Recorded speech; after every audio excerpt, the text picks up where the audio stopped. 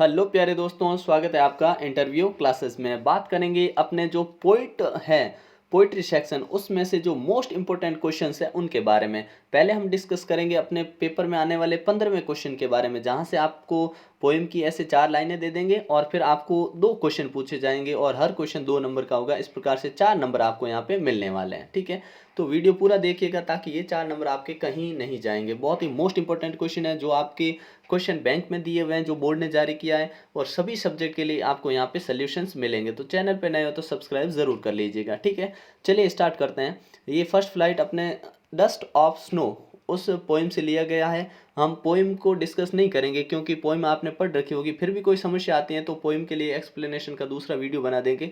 इसमें हम जो ये 4 लाइनें दे रखी हैं उसके अकॉर्डिंग आपसे ये नीचे 2 क्वेश्चन पूछे जाएंगे। इनके आंसर्स के बारे में हम डिस्कशन करेंगे। ठीक है, तो चलिए स्टार्ट करते हैं। पहला क्वेश्चन पूछा है हमसे कि what fail over the poet, poet के ऊपर क्या चीज़ गिरी। तो लिखेंगे द क्रो सुक the hemlock tree which resulted in snow falling on the poet. तो आंसर क्या हो गया, स्नो फॉलिंग। क्या गिरी थी पोइट पे, स्नो। ठीक है, अगला देखिए, what caused these snow particles to fall. ये जो स्नो पार्टिकल्स गिरे इनकी वजह से क्या हुआ। तो हम आंसर लिखेंगे a crow on the tree shook down some particles of snow on the poet and this changed his mood. जैसे ही उनके ऊपर थोड़े स्नो पार्टिकल्स गिरे तो पोइट का मूड एकदम चेंज हो गया। He was having a bad day, उनका दिन थोड़ा बुरा जा रहा था, and was in a sad mood, उनका मूड खराब था। The falling of snow changed his mood, लेकिन उन स्नो गिरते ही उनका मूड चेंज हो गया। And made him feel more uplifted, और वो थोड़ा अपलिफ्टेड यानी अच्छा महसूस करने लगे। ठीक है, फिर अपनी जो नेक्स्ट पोइम है उसको देखिए, अ टाइगर इन द जू। इसका जो ये मोस्ट इंपॉर्टेंट स्टेंजा है, ध्यान रखिएगा। ठीक है, इसके मोस्ट इंपॉर्टेंट क्वेश्चंस देखते हैं। Where is the tiger imprisoned now, tiger अभी कहाँ पर बंद था। तो आंसर लिखेंगे the tiger is imprisoned in a concrete cell in the zoo. कैसे, कॉन्क्रीट सेल के अंदर बंद था। ठीक है, अगला है why is the tiger ignoring the visitors. जो अपना टाइगर है विजिटर को इग्नोर क्यों कर रहा था। The tiger is ignoring the visitors because he is distressed and angry at being held in captivity. Captivity मतलब अंदर बंद होना। तो ये बंद होने की वजह से वो डिस्ट्रेस था और गुस्से में था, इसलिए विजिटर पे ध्यान नहीं दे रहा था। अगली पोइम देखते हैं अपनी, जो है अपने how to tell wild animals. इसके बारे में क्वेश्चन जो मोस्ट इंपॉर्टेंट ये स्टेंजा है। ठीक है ना, क्योंकि आपसे स्टेंजा में से सिर्फ क्वेश्चन ही पूछे जाने हैं, इसलिए हम इंपॉर्टेंट क्वेश्चन को ही डिस्कस कर रहे हैं। ठीक है ना, फर्स्ट क्वेश्चन पूछा जा सकता है, what may confuse a novice with regard to wild animals. Wild animals के बारे में जो नोवाइस होता है, नोवाइस यानी एक ऐसा व्यक्ति जो नया नया हो, जिससे ज़्यादा एक्सपीरियंस नहीं हो, तो वो वाइल्ड एनिमल के बारे में कैसे कंफ्यूज हो सकता है। तो आंसर लिखेंगे a novice may be confused in identifying beast of prey. वो ये जान नहीं पाएगा कि कौन सा जो जानवर है कैसे शिकार कर सकता है, सामने जाना चाहिए कि नहीं जाना चाहिए, कितनी दूरी बनानी चाहिए, ये उसको पता नहीं होता है। इसका सेकंड क्वेश्चन देखिए, how does the poet distinguish a hyena from a crocodile. ये हयाना और क्रोकोडाइल में अंतर है, वो कैसे करते हैं। ठीक है ना, क्रोकोडाइल मगरमच्छ होता है, हयाना किसे कहते हैं, अपने लकड़बग्घे को। ठीक है ना, जिसका हिंदी में होता है लकड़बग्घा। ठीक है, तो क्या लिखेंगे, the poet says that while a hyena seems to smile. जहाँ पे हयाना के चेहरे पे मुस्कुराहट मुस्कुराहट होती है, स्माइल रहती है। A crocodile appears to shed tears. Shed tears का मतलब होता है कि उसकी आंखों में आंसू रहेंगे, आंसू दिखेंगे। ठीक है ना, तो ये इन दोनों में डिफरेंस हो गया। ठीक है, अगला पोइम जो है अपनी है द बॉल पोइम। इसका ये स्टेंजा है, इसी के अनुसार आपको ये आंसर देने हैं। तो क्या लिखेंगे, क्वेश्चन पूछा है which thought fails to console the boy on his loss.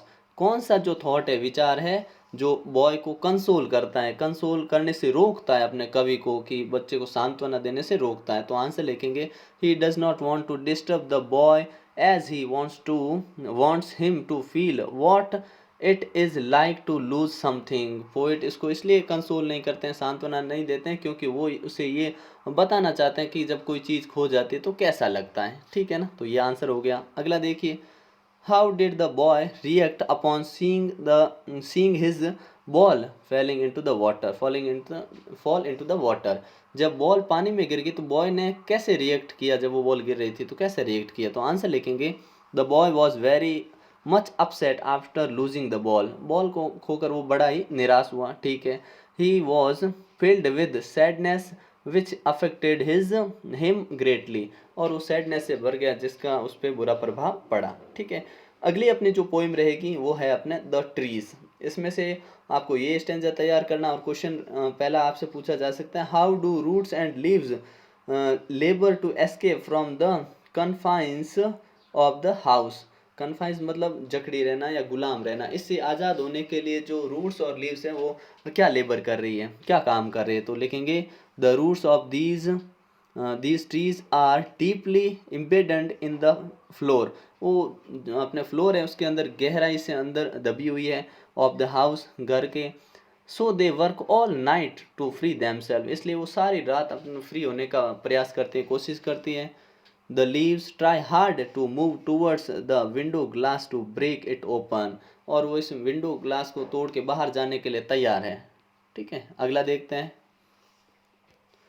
How do the bow move, bow means हो गया ब्रांचेज ऑफ ट्रीज, ठीक है ना, जो पेड़ की शाखाएं होती है वो बाहर मूव कैसे कर रही हैं, कैसे करने का प्रयास कर रहे हैं। तो लिखेंगे the bows are long and cramped, the poet compares the bows with the patients who have been recently discharge and are moving out of the clinic doors because the bows also move out। क्या हुआ, एक compare किया गया अपने बोस को, किससे, वो को कंपेयर किया गया एक पेशेंट से जिसको कि अभी डिस्चार्ज किया और वो घर जाने के लिए तैयार है। उसी प्रकार ये जो अपने बोज है ये भी घर से बाहर निकलने को, या कहने का मतलब उस घर से बाहर आने के लिए तैयार हैं।